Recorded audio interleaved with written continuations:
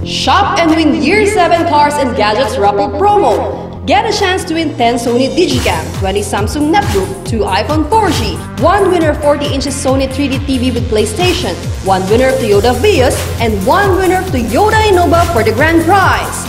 Just buy 500 pesos worth of retail or 1,000 pesos worth of wholesale purchase of participating products to get 1 raffle coupon. Simply write your name, address, telephone number, and signature on the raffle coupon. Drop and drop boxes at any CSI branches. Winners will be notified through telegrams posted at all CSI outlets and announced at USA TV. Draw dates will be in February 27, 2011 at the CSI City Mall, Lucao District, Dagupan. This may be the chance you've been waiting for, so hurry and shop now at all CSI outlets near you.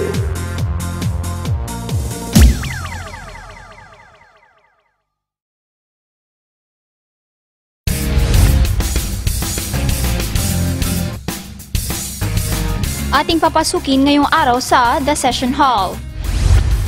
Premyong di pa nakukuha ng nanalong 2010 Miss Teen Fashionista First Runner-Up na bahagi ng 2010 City Fiesta, idinulog sa Sangguniang Panlungsod. Organizer ng event, sinagot ang issue. Mga universidad at kolehiyo sa Dagupan nagbahagi ng kalaman ukol sa umiinit na issue ng budget sa lungsod. Iba't ibang departamento sumalang na sa Sangguniang Panlungsod para idepensa ang kani-kanilang inihaing budget para sa taong 2011. Lahat ng yan tutukan dahil your attendance is a must sa The Session Hall.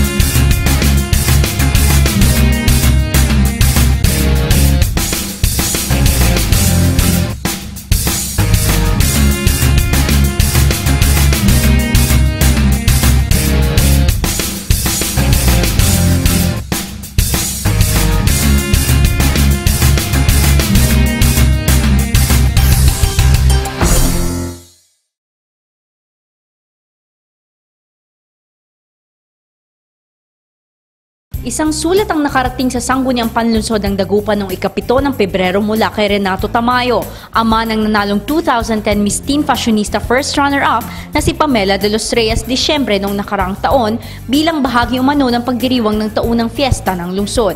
Laman ng naturang sulat ang paghingi ng tulong ni Tamayo sa SP ukol sa checking nagkakahalaga ng 8,000 pesos na inisyo ng organizer ng fashionista event sa katauhan umano ni Alan Season sa kanyang anak bilang cash prize sa pagkakapanalo sa naturang patimpalak. Hindi raw kasi nila maipalit ang nasabing cheque dahil wala raw itong kaukulang pondo sa bangko.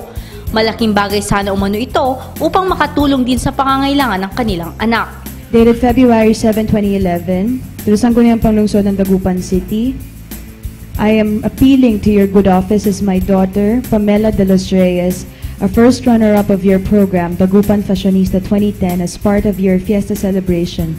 She was awarded as cash check issued by Mr. Alan Season.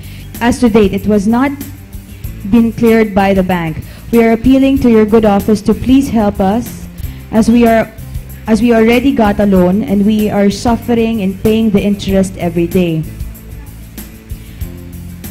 Thank you for your kind consideration.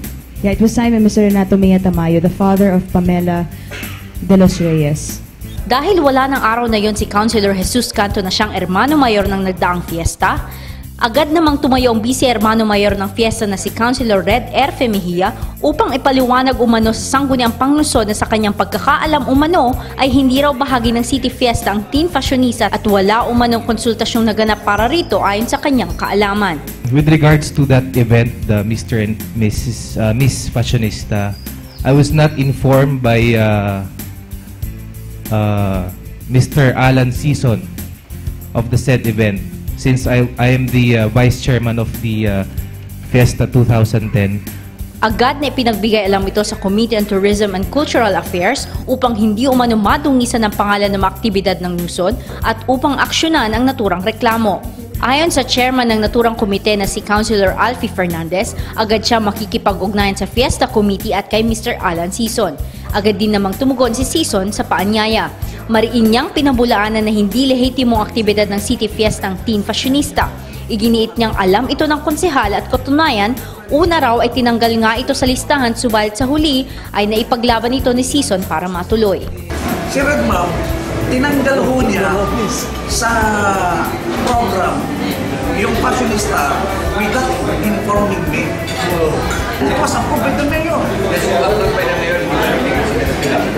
I was even, 30,000 pesos. How about the Hermano Mayor? Si Hermano Mayor bigay ng 50,000 pesos. So, ibig sabihin, legitimate president yung Yes. And they were there. Even the councilor, he was one of the board of judges. Aminado naman si Sison na nakatanggap siya ng pinansyal na suporta mula kina Hermano Mayor Councilor Canto at mula sa alkalde. Pero hindi umano ito sapat para sa ginastos sa kanyang event kaya nagkaroon ng aberya. Agad namin tinawagan si Mr. Alan Sison upang to clarify us on the matter. At napag-alaman namin mula kay Mr. Alan Sison na ito palang fashionista ay isang fiesta event. Kung saan siya ay nakatanggap ng suporta mula sa ating mayor na si Benjalim. Binigyan po siya ng I think 30 or 40,000 cash assistance plus another 15,000 plus 5,000 mula sa ating Hermano Mayor na si Councilor Jess Canto. Ang nirereklamo ng kanina is medyo yung cash price yata. Yung cash price yata hindi yata naibigay. Nabigyan sila ng post-dated check, ngunit nung ito ay dinala sa bangko for encashment, medyo walang pondo.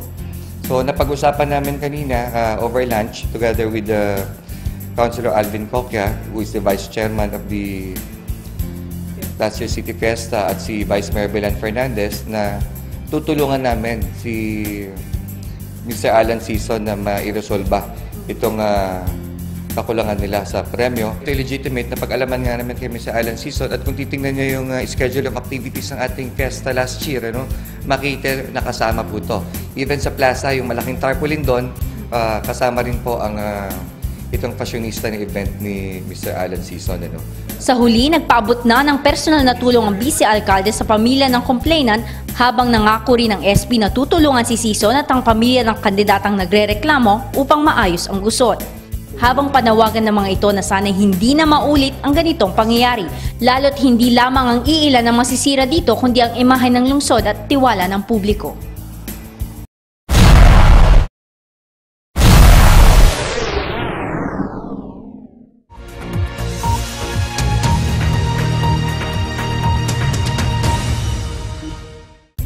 Sa kasalukuyan, ika-4 na draft na ng proposed annual budget ang binubusisi ng mga miyembro ng Sangguniang Panglungsod na tila naiipit na rin sa papalit-palit na dokumentong natatanggap ng mga ito mula sa Local Finance Committee at sa pagmamadali ng Executive Department sa pagpapasa ng naturang budget. Maaalalang naging paputol-putol ang pagbusisi sa budget dahil sa magkakaibang format ng mga dokumentong ipinapasa sa mga ito, kaya naman naging usap-usapan na sa mga universidad at kolehiyo sa lungsod kung paano nga ba ang tamang paggawa ng budget sa lungsod ng Dagupan. Bunsod nito, ilang mga propesor at estudyante ng iba't ibang universidad ang nagbigay ng kanilang mga komento sa kung paano dapat gawin at alin-alin ang dapat nakapaloob sa isang budget proposal. Ayon kay Professor Elizabeth Paras ng College of Accountancy ng University of Pangasinan FINMA, isa sa mga pinakapangunahing katangian ng isang budget ay ang pagiging attainable nito. Pag gumawa ng budget, very basic doon. It has to be attainable na budget. It has to be a practical one, attainable, kayang gawin. Basically, it has to be attainable one. It has to be practical one. Hindi siya yung something impossible na, let's say, it's a business kasi na concept. Pag gagawa ka ng budget, it has to start with sales, diba? Or in general, it has to start with the revenue. Revenue less expenses, kumbaga, diba? So, kaya ba?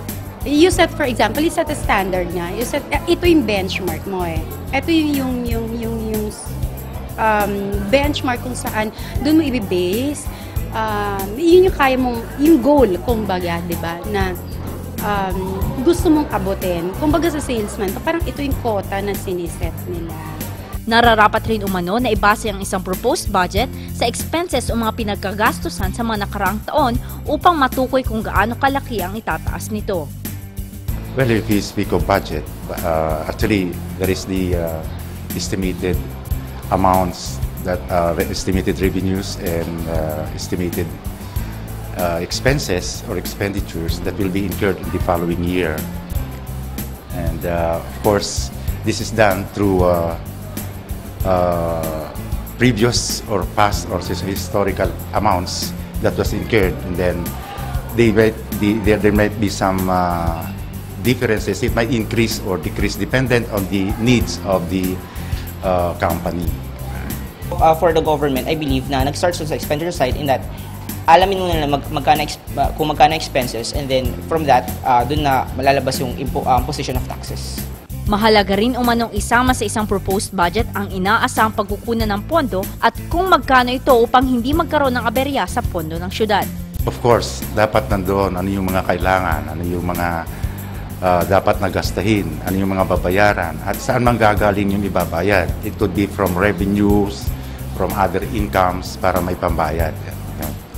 Samantala, hindi umano dapat mawala sa isang budget ang itemized presentation ng inaasahang paggagamitan ng pondo ng syudad o ang mga priority projects nito upang matukoy kung magkano ang dapat ilaan sa bawat proyekto. Generally, when we prepare a budget, the main agency, right, the whole agency would request for the expenses of each department. And then, upon compliance by this department, and the budget office would have to collect everything, all the data that they had taken from the different departments of an agency. And then later on, after collation, then it will be submitted to the office of whoever is the head of the agency for approval.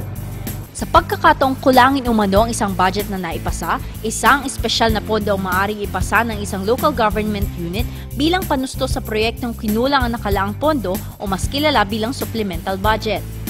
So if the budget exceeded, the expenses exceeded the budget, then it is always the duty of the agency to request for, we call it additional or special fund. Ayon pa kay Lyceum Northwestern University College of Business Education Dean Genoveva Reyes, isang general rule sa pagbabudget na hindi maaaring ilipat o gamitin ng sobrang pondo na nakalaan sa isang departamento sa ibang departamento na kinulang naman ng pondo. If the amount that were specifically stated in the budget, are lesser than the actual expenses, then they can always request for additional funding.